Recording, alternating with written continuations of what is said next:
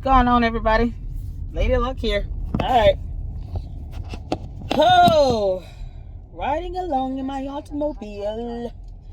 So I am on my way to work, and oh Lord, dumb people do dumb stuff. They already got an eviction notice. This is sad. You know what? Lord, I've been facing that for the last 2 months with an eviction. I have not been able to pay rent for November yet, and I just started working, guys. Bless God for it. I love the job. It's a good one, and I'm learning and training, and I'm headed to training right now, and it's been a long road. If you guys know, I've been unemployed for 8 months, and it has been a doozy with looking for a job, trying to get something that's, I'm in Atlanta, so it has to be meaningful and worth the pay and everything else, because I got 2 kids. And then fighting that darn battle in court. If anybody, let me tell you something. Any parent out here, and I know there's a lot of people going through this, where you're being drugged through court relentlessly for no reason, based on some nonsense. Please understand you're not alone in that. When you can't afford an attorney, and I can only speak from my experience with Fulton County Superior Court, they don't care about you at all. They're completely biased, and the judges are very partial to those who can afford an attorney. Just because you make 6 figures and can afford an attorney, though, does not mean that person is right. They still should be held by the same laws that everybody else is, and should be held accountable, especially when you're in contempt of court order. But they allow the parents that make the most money, the 6-figure income earners, to basically get away with doing whatever they want to do. Don't hold them accountable at all. And the attorneys, most times they're going to lie anyway, just because they want to win your case. They don't care about the damage that's being caused or anything. They just want to win. They're going to take your money and help you win if they have to lie about it, because I guess integrity is not a thing anymore. But if they have to lie about it, they will. At the end of the day, this is what the court is biased towards. So they perpetuate that horrible behavior. You don't show biasness and partiality and prejudice against someone simply because they cannot afford an attorney, or they cannot afford to pay all these darn fees and court fees and all of that. That's not how that works. It should always be about the law, the findings of the facts, evidence, and your argument that you present. When it comes to a civil proceeding, it's about meeting a preponderance. And that's 51%. It's not about reasonable doubt, proven beyond reasonable doubt. That's most times for criminal matters. In a civil proceeding, it's about preponderance of evidence. And at the end of the day, you either have your preponderance of evidence or you don't. But it should not be where you have to face one lie after another lie after another lie with no evidence, and then the other parent, simply because they make 6 figures, they get custody of the kids, or the courts revoke your parenting time.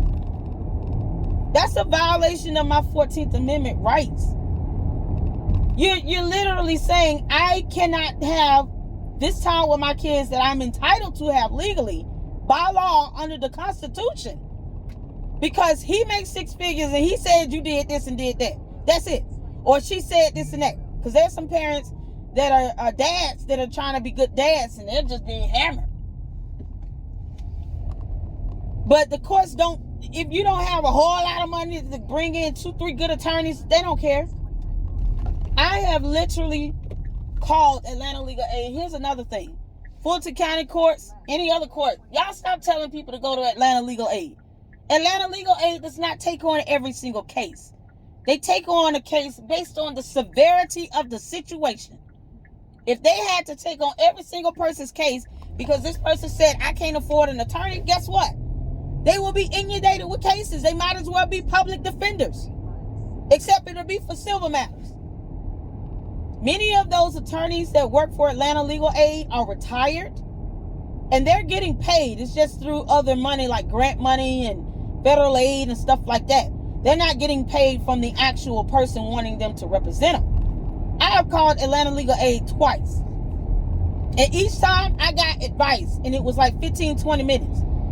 And the lady talked so fast, you better be prepared to roll out them questions off the top of your tongue, or else you ain't gonna get the help. Like, you're not gonna get all the information you need. 15 minutes is not enough.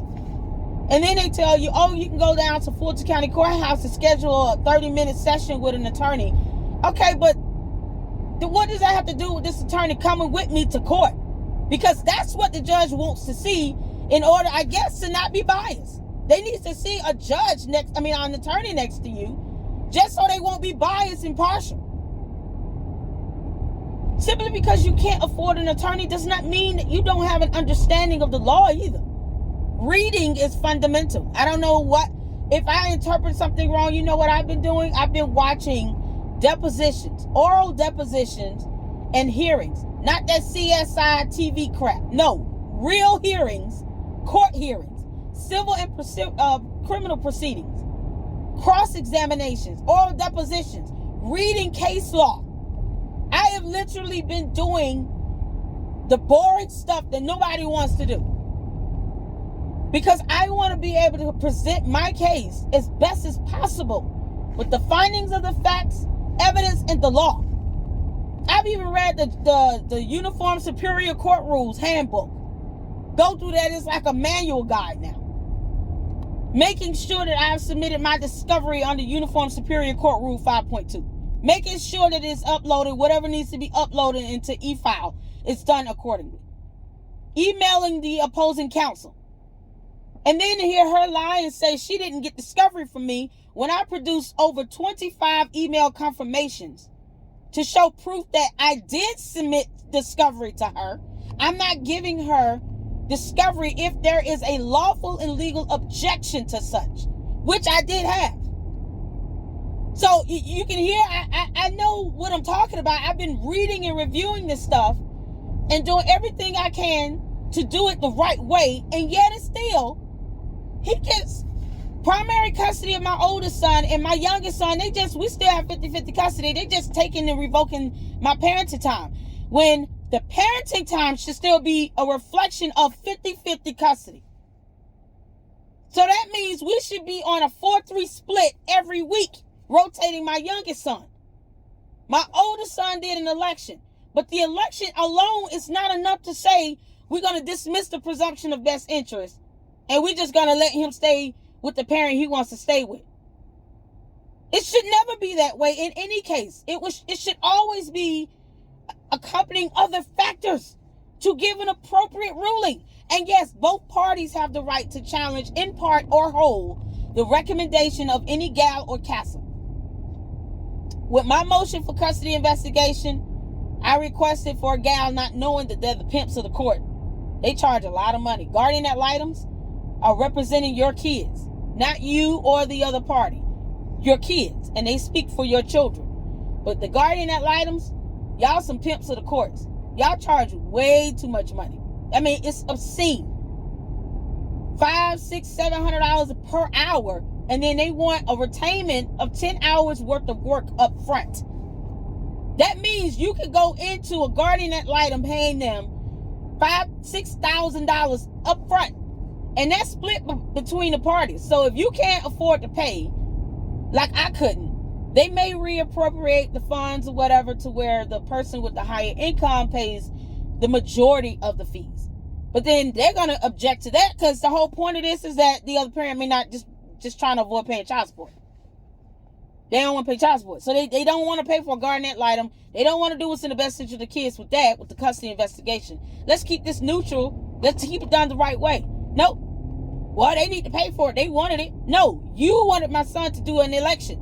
You need to help pay for it. You need to pay the majority of it.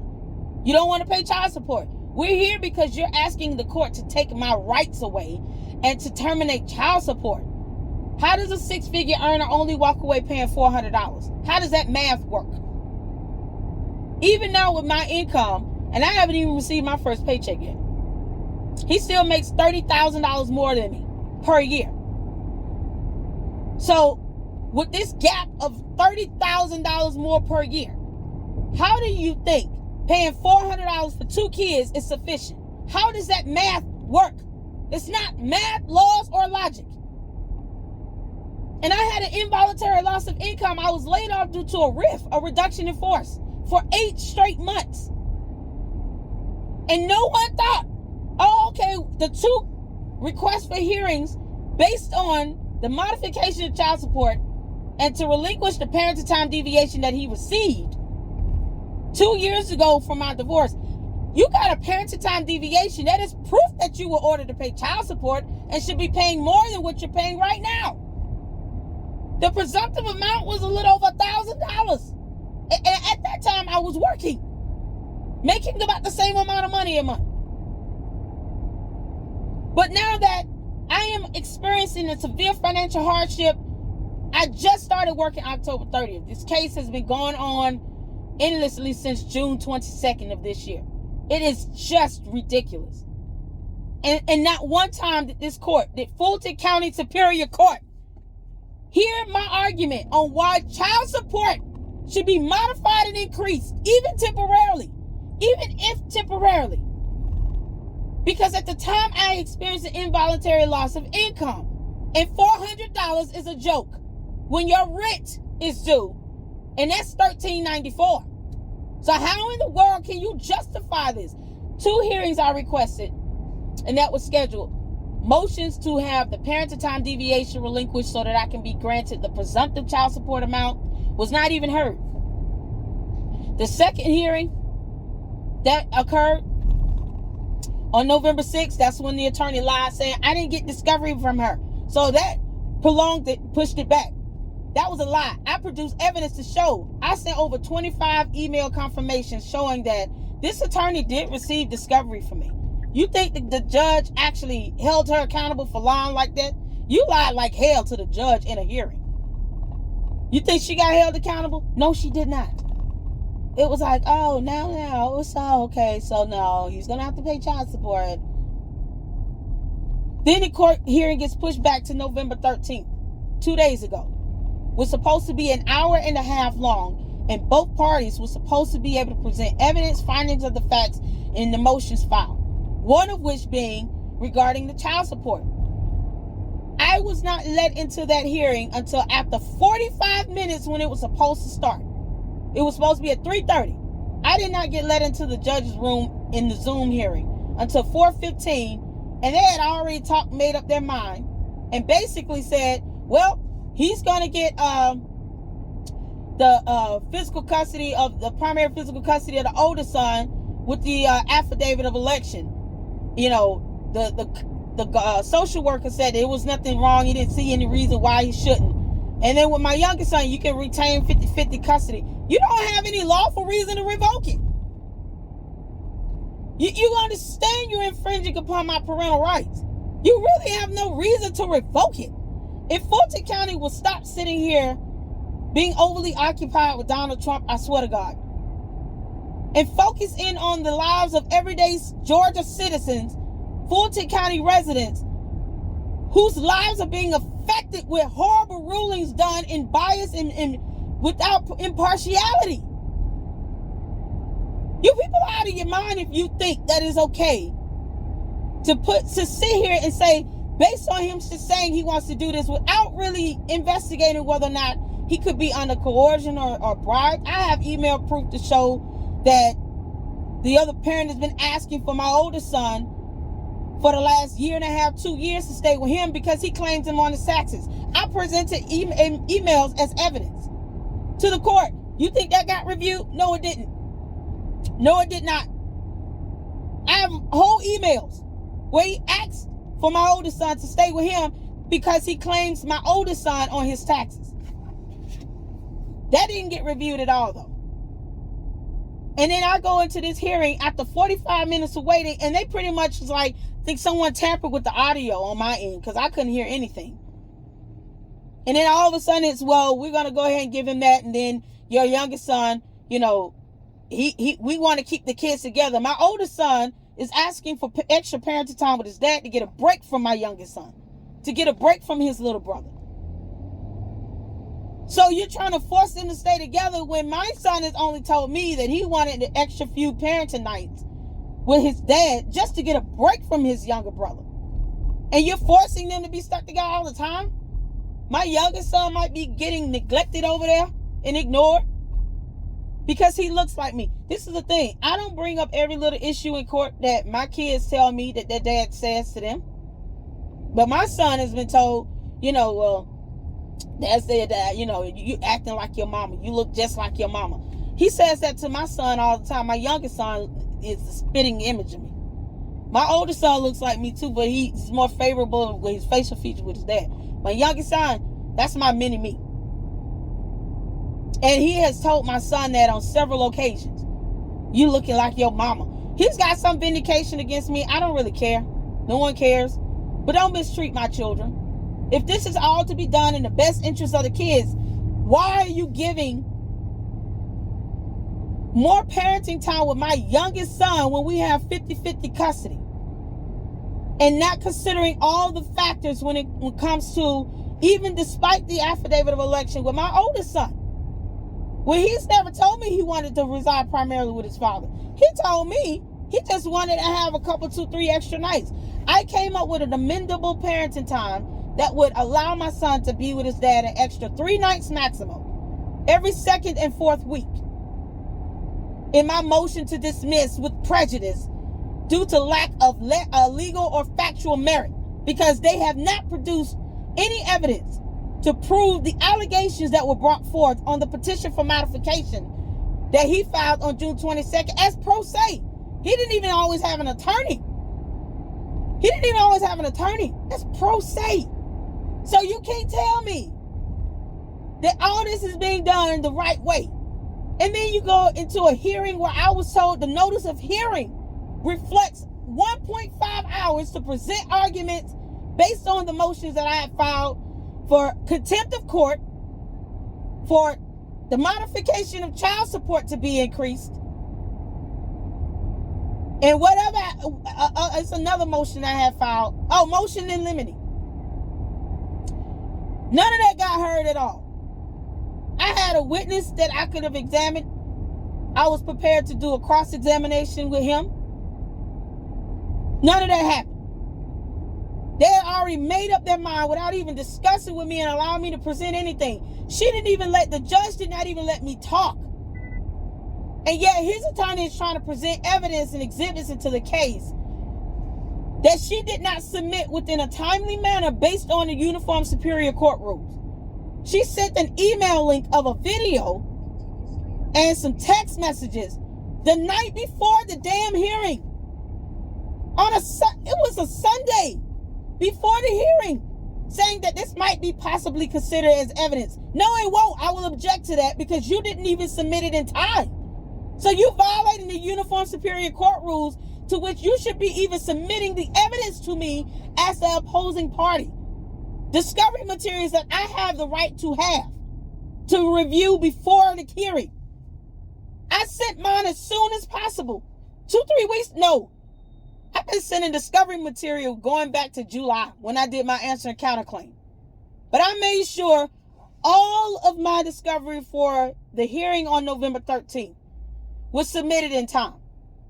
And copied the same judge on. She gave me her email address. Copied the same judge on it. And none of that was heard or discussed. How can you not say that that's not being partial or biased? I have a GoFundMe. I need an attorney. I need like two attorneys, 2 family law attorneys that can go in and just get it done. This judge needs to be recused. If you all were to review my motions, you would be like, dang, this, you halfway there. But when you have a partial judge that's being biased because she has some sort of kinship with this attorney of some sort, and the biasness has to be based on an extrajudicial situation, and after November 13th, that's enough. That's all I need to see. That's all I need to see. Because she has shown that because she has some sort of a rapport with this attorney, She has failed to be impartial. She has failed to allow me to present my arguments and my motions. Failed to do any of that. Then she needs to be recused, and I'm going to be filing that motion. I honestly would rather file a motion for continuance, because I did the motion to dismiss due to the factual and legal merits. They haven't produced any discovery based on the actual allegations of the petition for modification itself.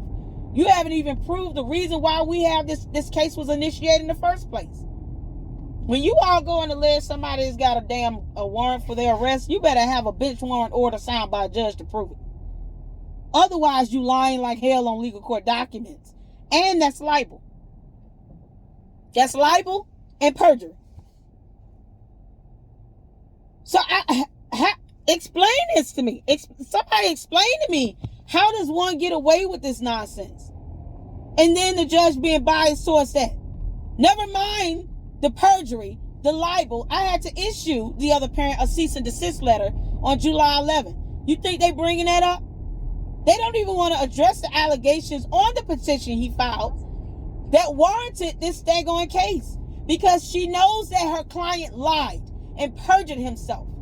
She knows that it is defamation to lie about someone having any criminal charges or actions levied against them by a criminal court of law. She knows he lied, and she would rather lie about text messages, introduce evidence that are irrelevant to the case, that have nothing to do with the case, the night before the hearing's supposed to take place. You didn't even do it the right way according to the Uniform Superior Court rules. And yet, it's still, this judge did not hear the evidence at all, did not take into consideration any arguments, findings of the facts, or anything regarding any of my motions. That she granted an hour and a half for both sides to present. His attorney wouldn't be able to come and cross-examine me, honey. You wouldn't be able to successfully do that. You have not, y'all throwing spaghetti at the wall to see what sticks. Because they have no case. Because they can't prove the actual allegations in the petition for modification. You have no case. And yet you want this judge to just be sympathetic. One of the things you should do is look up information on the judges over your cases and the opposing counsel. I've seen video hearings where the same attorney has always come from this angle of, well, you know, what about this? What about that? And, oh, feel sorry for this, my client, this, and my client. It's always from this emotional, empathetic angle. Never from any factual or legal merit. So this isn't just me saying, in my case, that you have no case based on the facts and the legal merits, the law, finding of the facts. No, this is how this attorney operates 24/7. In all her cases, it's always just about some emotional angle. That doesn't always work. And you're talking about my children and my custodial rights with my children that are my world. My kids mean everything to me. And I want my children to know right now, mommy is fighting for you, fighting to ensure that I'm not even asking for full physical custody here. I'm saying to maintain the joint legal and physical custody. But I'm willing to grant additional parenting time with my oldest son with his father alone, so he can have that bonding time he wants with his dad by himself. Because that's all he's asked me to have. The only reason why my son called me and asked me on October 18th, and I said no, was because the judge had already told, after the first contempt of order with his dad, she had already said, both of y'all need to abide by this court order. I filed 2 contempt of motion orders against him because he had picked up my oldest son from school during my parenting time, interfered with my parenting time, and withheld my son the whole weekend. You don't do that because there's an affidavit of election in place that my son signed. It was not ruled upon.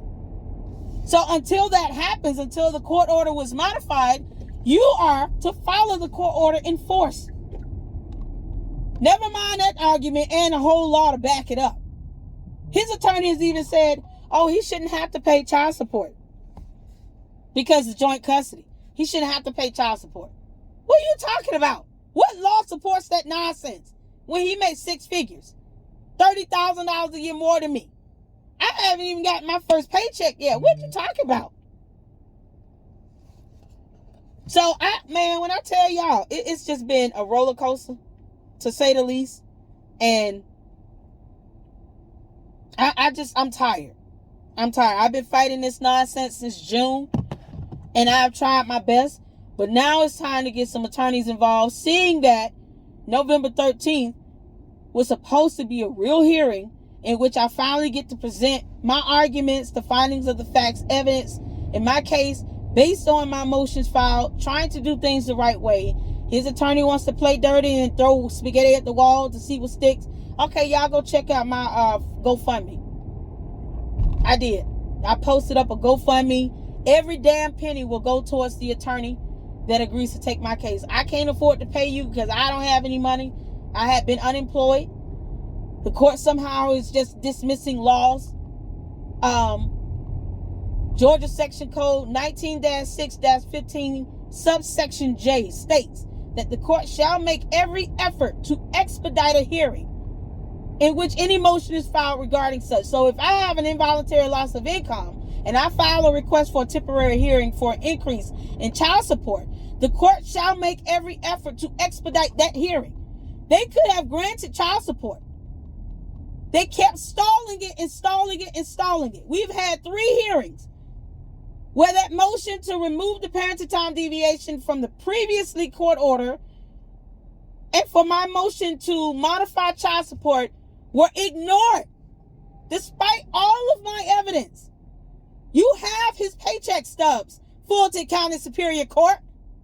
What the hell is wrong with you people? You have his dang on paycheck stubs. You know where he works. Child support is not based solely on how much custody you have. That can be a factor with parental time deviation. But if it causes a financial hardship and financially impacts me negatively, well, I can't even pay bills and support the care of the same 2 kids I have with the other parent, then the parental time deviation should not even be approved or granted. And in the event to which the parental time deviation was granted, though that circumstance that warranted it no longer exists, the parental time deviation should cease to exist. That is the law. Under the same Georgia Section Code 19-6-15, the statute code. The law is clear on how to calculate child support. I have proposed child support in at least 2 or 3 different child support worksheets, and I was fair. I included my income now that I haven't even been paid yet, but potentially will be paid, on the child support worksheet in an effort to be as transparent and honest about this as possible. I'm not asking for all his money. I'm just asking for the amount calculated according to the child support worksheet by law that is doable and feasible for me to help take care of the kids.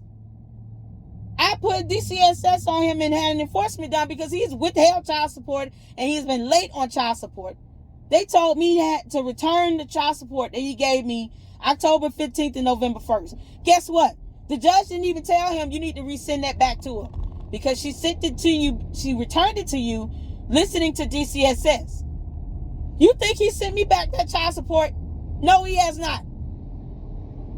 No, he has not. So if he never sends it back, now I really have a case to show he's in arrears. If I'm following DCS guidelines, which are the laws itself, which are state laws. DCS guidelines are state laws. They don't come up with anything outside of that. They're state laws here in Georgia. So the guidelines you're reading for DCSS, for the Department of Child Support Services, is the state law itself. And for enforcement, it is automatically an automatic income deduction order done on the non-custodial parent, the parent that's paying the child support. The court did an order to nullify that when I have evidence to show that he has withheld child support going back to 2 years ago, and I haven't seen that money since. 2 years old, he's been in arrears for 2 years. And they still did an order to nullify when I have the legal justification to show cause why that enforcement should be in place. I also did a proposed IDO myself with my answer and counterclaim. They didn't want to hear that either. Biased. Fulton County Superior Court, you all should not allow biased judges that can't be impartial on the bench. You need to tell them to take it to the house and get the heck on somewhere, because they're making you all look really, really bad. JQC gonna have a field day with that. Fulton County Superior Court judges know what JQC is. They're gonna have a field day with that, because there's no way you should be sitting here scheduling hearings and then you refuse to hear the other part, the respondent side, the finding of the facts, laws, the evidence. Why schedule a 1.5 hour hearing and then you have me come in 45 minutes late and then you don't let me say anything at all? I objected to the proposed custody agreement and the parenting plan. I highly objected to it. Nothing. Didn't let me say 2 words.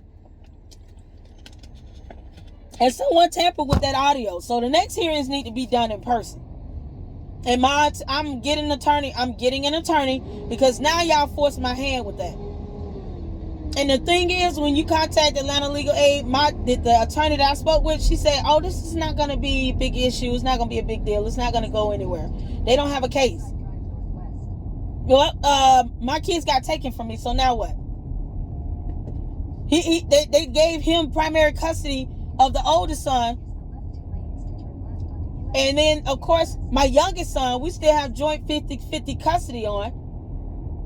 And my parenting time is reduced. So he's going to be with his father a whole week and 3 days before I even see my kids, because they don't want to separate them. When my oldest son wants to be separated from his little brother. He just wants a break from him. They 4 years apart. And he just wants a little time, away from him. That's, I guess because of the age gap, I don't know. He's becoming a teenager. He just wants a little break. So that's fine. But you don't force the kids to stay together when they obviously trying to separate. Man, it's just been, oh my God, it's been a roller coaster. And I couldn't even get that out in the hearing on the 13th. They act like they couldn't hear me. I knew I couldn't hear them. And my mother was there. She can attest to that. My mother was there. She was willing to testify. I had questions lined up for the cross-exam that was relative to the case and the allegations that he alleged on that petition. Pathetic. Bringing up any and everything else. Some of the text messages she tried to present as evidence I used and already presented to the court to show cause that he has either been late on child support, he has withheld child support, he has tried to interfere with my son receiving any, evaluations of such. You're doing all of this, and how is this in the best interest of the kids? If he really wanted to do the right thing, how about this? Instead of you filing that petition back in June, why not just come to me and say, listen, can we modify the parenting plan, go through some arbitration or mediation again? I'll pay for it. And then I'll give you X amount of dollars for child support and be done with it. Fine. Because we had a mediation for our divorce. I didn't go through no dumb trial. I said, nope, we need to mediate. This is ridiculous. And that's what we did. And we came up with an agreement. Why we couldn't do that again, I don't know. But he didn't even attempt to do that. He wanted to go to court, and then he didn't want the court to address the actual allegations that he perjured and lied about. I have a GoFundMe set up. Y'all can go on there